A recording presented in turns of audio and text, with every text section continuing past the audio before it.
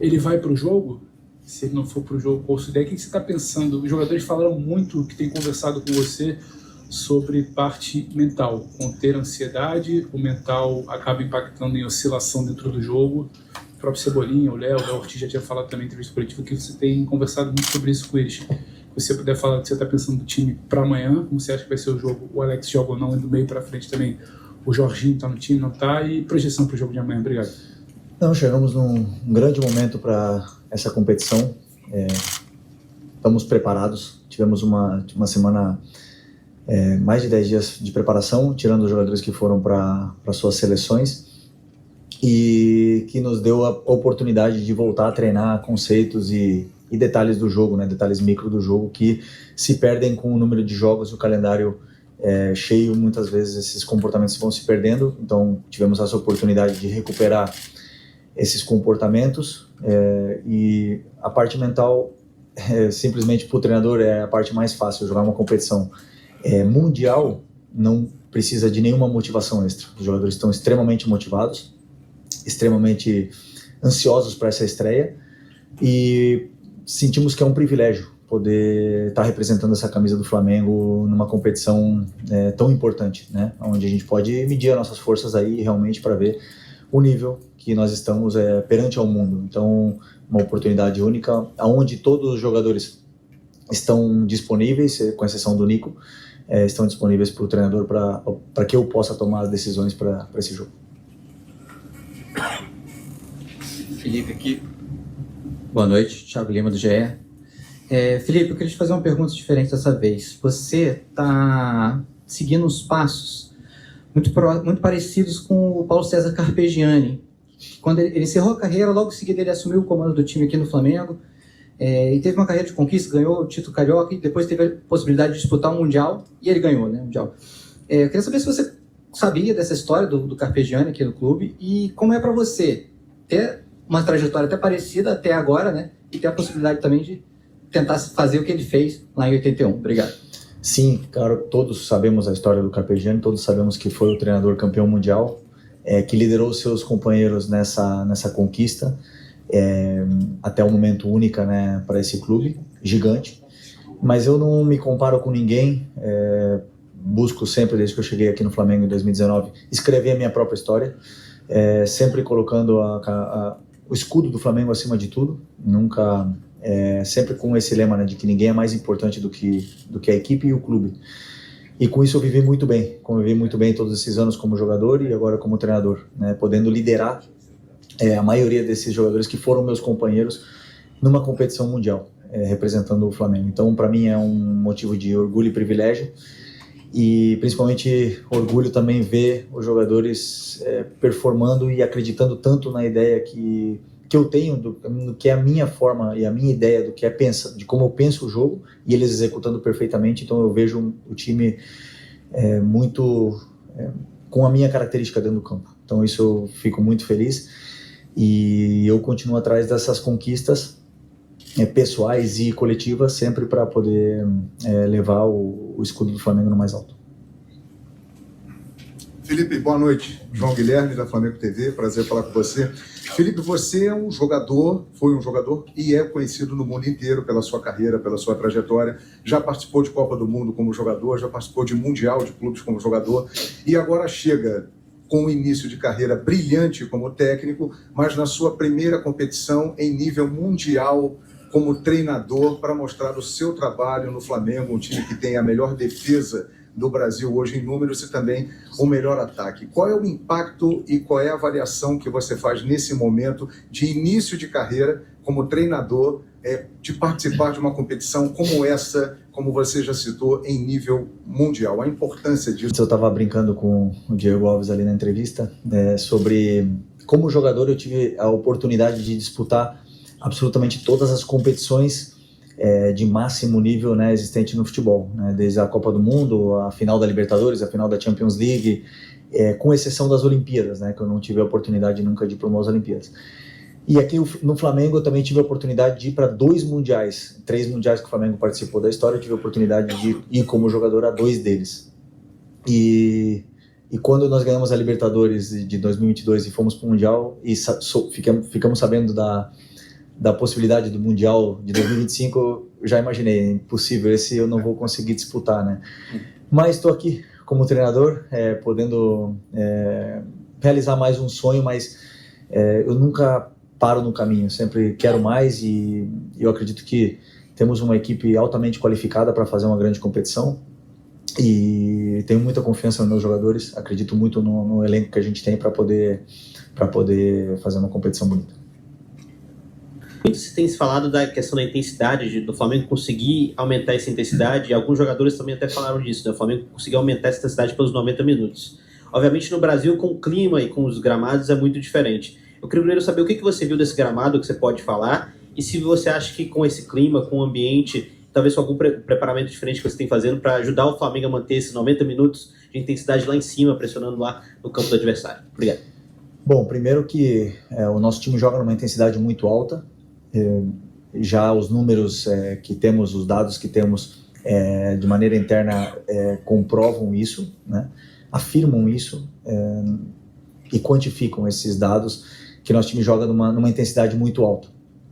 Como você bem falou, o clima ele influencia muito, onde a gente viu hoje Paris e Atlético de Madrid baixarem a sua intensidade por não conseguirem acompanhar o ritmo pelo clima muito quente que estava no jogo, pelo que estavam falando, e isso influencia no nosso dia a dia de treinamentos no Brasil, nas nossas viagens e também na hora dos jogos que temos no Campeonato Brasileiro. Mas aqui com o clima que temos hoje, por exemplo, né, que é um clima mais fresco, gramado em perfeitas condições, descanso de 4 dias entre jogo e jogo, não temos desculpa senão fazer jogos com certeza de 90 minutos de altíssima intensidade. E o jogador que baixa a intensidade já sabe que temos também jogadores no banco para poder suprir e que o time possa manter o nível ou até mesmo potencializar ainda mais os que estão entrando, potencializar ainda mais a equipe.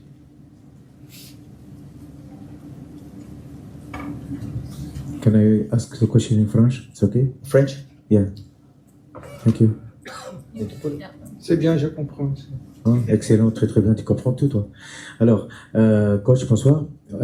Ahmed Adala. Sorry. I ask in English? Yes, in English, please. Yes, okay. Filippo, I'm Ahmed Adela from Tunisia, journalist from Tunisia. Do you think that Esperance de Tunis is an outsider club or a great club that you will face? What do you know about the club? What do you know about the Tunisian football? And do you know some players, for example, the two Brazilian players who are playing for Esperance? Because Agustin Rossi in FIFA interview, he said, maybe you don't know the club, we don't know the players. It was, I think, 1 week ago, 2 weeks ago. Thank you. He said he doesn't know yet. Yet. Posso responder em português? Pode responder em português. Português, ok? Ok. Então tá. English, no? Você tem a tradução? You have a translation? Yeah, but it's better for our fans. Thanks. Ok? He's going to answer in Portuguese. Você se sente fire? In Portuguese. Em português? Yes. I will make the translation. The translation is available on the FIFA interpretation app. Ok, em português. Vamos lá, pode. Yep. Português? Yep. Português. Sorry. No problem. Ok. Esperança é uma grande equipe, onde tem jogadores com... É uma equipe com jogadores que tem uma qualidade individual muito grande. Jogadores, principalmente jogadores de ataque determinantes, rápidos, explosivos, com ataque e espaço, e jogadores que perdem pouca bola e, como eu falei, determinantes na frente do gol, né? E os números do Esperança são expressivos, números onde acho que fizeram mais de 100 gols e tomaram poucos gols no campeonato, e principalmente é um time que está acostumado a vencer, acostumado a dominar seus adversários, a dominar e controlar os jogos, aonde é um time que também, jogando assim durante toda uma temporada, são jogadores com extrema confiança, com confiança lá em cima, né? Então, você bem falou que são 2 jogadores brasileiros, o Rodrigues e o Ian Sassi. Já vimos, eu vi particularmente vários jogos, né, do Esperança, e são jogadores que são importantes nessa equipe. O Ian Sassi tem muita qualidade, um jogador com drible, com ataque ao espaço, boa finalização também. O Rodrigues é já mais um atacante 9 referência e faz bem o pivô, sustenta bem a bola, na qual eles se complementam, né, entre eles. Mas eu também fiquei muito surpreso com a compenetração dos volantes, como eles jogam, como eles dominam o meio campo. Sabemos que vai ser um time muito complicado de enfrentar, mas o que esperamos fazer é que nós possamos ganhar o território e dominar, ter a bola e levar o jogo para o terreno onde a gente se sente mais confortável, né, que é no campo do adversário. Então, para isso sabemos que vamos ter que fazer um jogo taticamente perfeito para poder vencer. Sobre o Rossi não conhecer o time, foi porque basicamente eu só falo do adversário poucos dias antes do enfrentamento, então até então o momento eles não tinham nenhuma informação sobre o que era o adversário, e isso é uma forma que eu tenho de trabalhar. Ok? Bom, Felipe, chama a atenção o número de craques que essa Copa do Mundo reúne, né? E agora que a bola começou a rolar, eles começam a aparecer. E o seu camisa 10, o Arrascaeta, hoje é o artilheiro do seu time, é líder em assistências e está mais vezes em campo, né? Numa comparação com a temporada passada, por exemplo. São as credenciais necessárias para ele também ser um dos protagonistas? Você acredita que ele pode ser um dos protagonistas dessa Copa do Mundo? Obrigado. Bom, na verdade o Arrascaeta está vivendo um grande momento. Como muitos dos jogadores nos últimos meses foram protagonistas de certa forma do time e também alguns deles estão vivendo um grande momento da mesma forma que o Arrascaeta simplesmente está transformando toda essa qualidade também em números, né, em gols e assistências, que é o que sempre se espera e se pede de um craque e de um meia do nível dele. Eu acho que a forma que a equipe tem de jogar, um modelo que temos, dá ao Arrascaeta tempo e espaço para poder ser determinante na parte que ele é mais determinante, que é perto da área. Então é isso que buscamos desde que eu cheguei aqui como treinador, e sempre tento fazer com que a bola passe por ele. Agora, ele ser protagonista, eu espero que a equipe seja protagonista, né? Não espero que um jogador seja protagonista, senão que todos entendam a sua função dentro da equipe, e um jogo vai ser o Arrascaeta, outro jogo não vai ser ele, porque ele vai estar mais marcado, mas que outro jogador possa aparecer. E para isso eu acredito que temos uma equipe muito bem equilibrada para poder suprir a falta de que quando um jogador não estiver no seu momento, outro sim possa estar. Então, por isso, eu espero que a minha equipe seja protagonista e não só um jogador. Okay? Felipe, Raíssa Simplício da Gol Brasil. Felipe, você conhece bem o Flamengo, sabe que o Flamengo é uma montanha russa, né? E nas vésperas da disputa do Mundial de Clubes, estourou toda essa situação envolvendo o Gerson.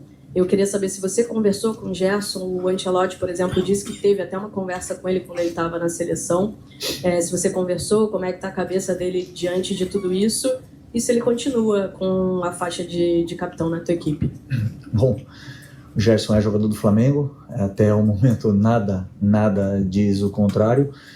Um jogador que é líder dos companheiros, líder dessa equipe, e continua sendo muito importante pra gente, e só posso dizer isso porque até o momento é isso, nada mudou, absolutamente nada. Tudo que aconteceu foi uma parte externa, claro que eu conversei com ele, uma conversa privada, e ele continua sendo o mesmo jogador até, como disse o Boto, que aconteça algo diferente do que aconteceu até agora, que foi absolutamente nada. Pra gente, como clube, não aconteceu absolutamente nenhum movimento que nos possa realizar algo de outra maneira. Jorginho, né, o torcedor vive uma grande expectativa pela estreia dele. A gente sabe que ele está treinando com vocês desde lá do Rio, né, mas tem, claro, um encaixe aí de equipe, um entrosamento com os companheiros. Queria saber de você se o Jorginho tem condição, por exemplo, de partir como titular já de cara, como tem sido esse trabalho com ele. E só mais um detalhe sobre o Plata, ele também já tem condição de sair jogando ou ainda tem que ter um pouco de cautela com ele? Obrigada. Todos os jogadores, com exceção do Nico, têm condições de ser titulares amanhã. Não talvez de jogar 90 minutos, mas todos eles estão à disposição do treinador para serem titulares, e é a melhor notícia que um treinador pode ter. Ter todos à disposição, exceção do Nico, para poder escolher e quebrar a cabeça.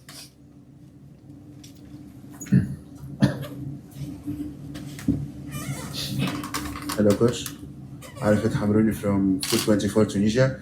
Can I ask in English? Yes, yes. Problem with that? Okay. So, in the last World Cup of Nations, Morocco made it to the semi-final. So, do you think that an African team could make it in this Club World Cup? And do you think that Esperance, especialmente, can do it, can make the surprise in this group of Flamengo, Chelsea, and